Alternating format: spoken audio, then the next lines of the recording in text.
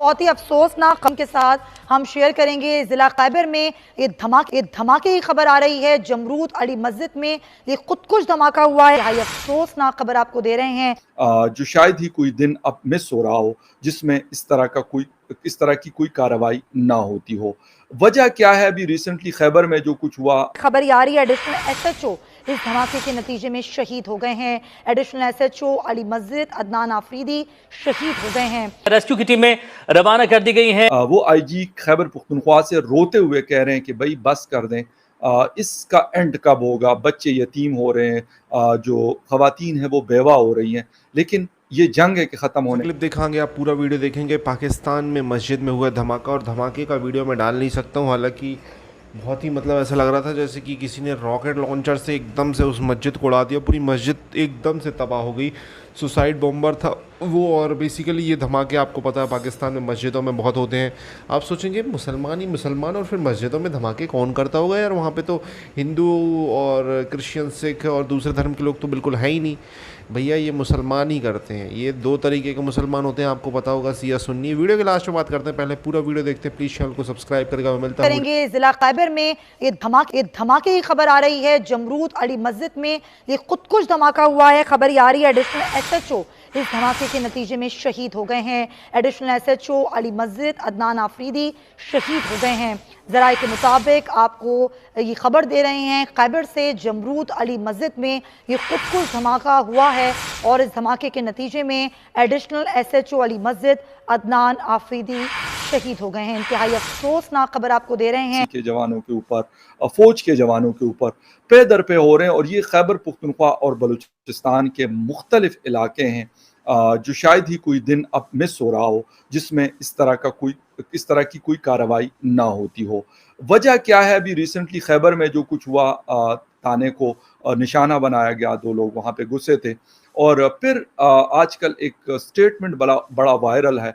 DSP है जहांगीर आफरीदी साहब खैबर थाने के, वो आईजी खैबर पुख्तनख्वा से रोते हुए कह रहे हैं कि भाई बस कर दें, इसका एंड कब होगा? बच्चे यतीम हो रहे हैं, जो खवातीन हैं वो बेवा हो रही हैं, लेकिन ये जंग है कि ख़त्म होने का नाम नहीं ले रही। लेकिन 2021 के बाद फिर, बल्कि स्पेशली 2023 के शुरू होते ही हम एक ऐसे हालात को देख रहे हैं कि शायद 2013 जैसे हमें भूल गया हो। और बहुत ज़्यादा हमारे सिक्योरिटी इदारों को टारगेट किया जा रहा है और एक दिन में 2-2, 3-3 और 4-4 अटैक्स हो रहे हैं।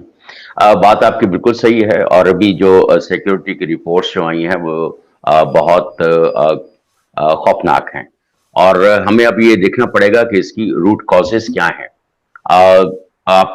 हम सबको याद है कि कितने बिलियंस डॉलर्स इसके ऊपर हम लोगों ने ओवर द इयर्स लगाए भी थे, और किस तरह से 80,000 से ज्यादा हमने जाने देकर इस मुल्क के अंदर अमन कायम किया था। और जो तहरीके तालिबान पाकिस्तान और इस तरह के दूसरे जो दहशत पसंद थे उनको हमने कंटेन किया था, कर्टेल किया था। तो ये बहुत सारी सूरत हाल फिर एकदम इतनी ज्यादा क्यों हो गई है? तो इसमें एक तो सबसे बड़ी वजह यह भी हो सकती है कि इलाके के अंदर हमारा जो असर रसूख है या जो हमारी पोजीशन है वो इस वक्त क्या सूरत हाल इख्तियार करती है। हमारे ये तो हमेशा से रहा है कि हम कभी भी बहुत ज्यादा दोस्तियां जो है वो हमारी नहीं रही हैं अपने पड़ोसी ममालिक के साथ भी। और कहीं ना कहीं जो हमारे जो पॉलिटिकल इंटरेस्ट होते हैं, जो बाहर से इन्फ्लुएंस होते हैं, इम्पैक्ट होते हैं, वो भी कभी किसी सूरत में भी बहुत ज्यादा वक्त के लिए स्टेबल नहीं रहते हैं। तो तीसरी वजह आप ये भी जानते हैं कि पाकिस्तान तहरीक इंसाफ के चेयरमैन और जो उस वक्त वजीर आजम थे और सदर डॉक्टर आरिफ अलवी ने कितने जो तहरीक तालिबान पाकिस्तान के जो लोग थे उनको रहा किया, और उनको कोई एक दोबारा उनके साथ सेटलमेंट के लिए और उनके साथ अफ़ाम तफ़हीम के साथ रहने के वादे के ऊपर, तो वो एक बड़ी मुज़ाहक़ाखेज़ किस्म की सूरत हाल थी। मुझे लगता है कि जो ये एक इशू इन्होंने हवा में रखा है पिछले 70 सालों से, अब ये खुद के लिए ही एक बहुत बड़ा प्रॉब्लम पाकिस्तान के लिए बड़ा है। जो हम कश्मीरी में, क्योंकि मैं कश्मीर से हूँ, एक कहावत है बवम सोय अनियम सोय लजियम सोय पांसी, जिसका मतलब है as you sow shall you reap. तो जो वो आतंकवाद अब हिंदुस्तान के खिलाफ कर रहा है वही आतंकवाद टीटीपी पाकिस्तान के खिलाफ कर रहा है। जो इंस्टेबिलिटी वो कश्मीर में या हिंदुस्तान में या नॉर्थ ईस्ट में चाहता था वही इंस्टेबिलिटी अब पाकिस्तान में हो रही है। तो मुझे लगता है पाकिस्तान को बलूचिस्तान हो, खैबर पख्तूनवा हो, सिंध हो, वो संभालना अभी जरूरी होगा अगले 10 साल में, और कश्मीर तो बहुत दूर की बात है। बिल्कुल ऐसा ही है, लेकिन यहाँ पर तो ये भी कहा जाता है कि जो पॉलिटिकल पार्टीज होती हैं या प्राइम मिनिस्टर होता है वो उतना पावरफुल नहीं होता जितना आर्मी चीफ होता है। तो अगर आर्मी चीफ ने कहा कि कश्मीर इशू को साइड पे रखा जाए और फिर इमरान खान ने मना कर दिया, तो ये बात भी बहुत से लोगों को जो है वो समझ नहीं आती कि ऐसा कैसे पॉसिबल है कि इमरान खान मना कर दे, जबकि अभी इमरान खान कह भी रहे हैं कि मुझे तो काम ही नहीं करने दिया गया, सब कुछ तो आर्मी चीफ कर रहे थे। लेकिन इस वक्त जो नए आर्मी चीफ आए हैं, आपने यकीनन स्टडी किया होगा, जैसे आप कह रहे हैं, आप पाकिस्तान जाहिर है देखा करते हैं, क्या लग रहा है आपको नए आर्मी चीफ जो हैं, क्या वो भारत के साथ बातचीत करने के लिए तैयार होंगे? क्या वो कोशिश करेंगे कि कुछ टर्म्स बेहतर? और दूसरा, ये जो कश्मीर में जो हमारे यहाँ कहा जाता है नॉन स्टेट एक्टर्स अक्सर जाते हैं और पकड़े जाते हैं या कुछ भी वहां पे नुकसान होता है। दूसरा, आपने बोला कि कैसे आतंकवादी या so called non state actors जो हैं भारत में आ जाते हैं। तो सबसे पहली बात, पाकिस्तान आर्मी कवर फायर देती है, तो इन्फिल्ट्रेटर्स अंदर आ जाते हैं, क्योंकि आपने देखा इंडिया पाकिस्तान का जो बॉर्डर है या लाइन ऑफ कंट्रोल है बहुत बड़ा है और उसका चप्पा चप्पा मॉनिटर करना बहुत डिफिकल्ट है। हालांकि मॉडर्न टेक्नोलॉजी है, वो सब इस्तेमाल होती है, और बहुत आए दिन आप देखते हैं कि जब इन्फिल्ट्रेशन होती है तो लाइन ऑफ कंट्रोल में पाकिस्तानी आतंकवादियों को मारा जाता है।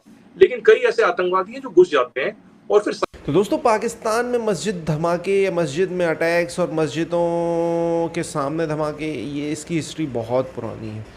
और बेसिकली ज़्यादातर मस्जिदों में धमाके जो होते हैं, ज़्यादातर मतलब 90% ज़्यादातर धमाके जो होते हैं वो होते हैं जो सियाओं की मस्जिद होती है। पाकिस्तान में सिया की आबादी, आपको बता दूं कि ज़्यादातर जो है वो बलूचिस्तान के आसपास थोड़े बहुत इलाके में है। पारा चिनार है जो ऊपर है, आज़ाद कश्मीर है जो भारत का हिस्सा है बेसिकली, और खैबर पख्तूनख्वा है, सिंध भी है। तो इन इलाकों में जो हैं मतलब बसें हैं, अच्छे खासे बसें हैं। शिया आबादी पाकिस्तान में बहुत ज़्यादा है और इंडिया में भी बहुत ज़्यादा है। तो शिया सुन्नी आपने दंगे सुने होंगे, तो ये बेसिकली सियाओं को ही ज़्यादा टारगेट किया जाता है। और शिया मस्जिद पर मस्जिद हमले उनको मतलब बहुत टारगेट कर करके मारा गया है। ये बहुत पुरानी हिस्ट्री रही है पाकिस्तान की, और उसी कड़ी में ये नया कारनामा जुड़ा है। तो सिया सुन्नी विवाद आप समझ सकते हो। आपको पता होगा कि ये लोग कहते हैं फलाना ठिकाना, सिया भी अल्लाह को मानते, सुन्नी भी अल्लाह को मानते, बट थोड़ा सा पढ़ेंगे आप तो आपको समझ में आ जाएगा कि जो अली के मानने वाले सिया हैं, तो फिर अपना आखिरी नबी मानने वाले, मतलब मैं इसको डिटेल में नहीं बताना चाहता हूँ, आप जाकर पढ़ें और पाकिस्तान के जो हालात हैं उसके बारे में कुछ कमेंट करें।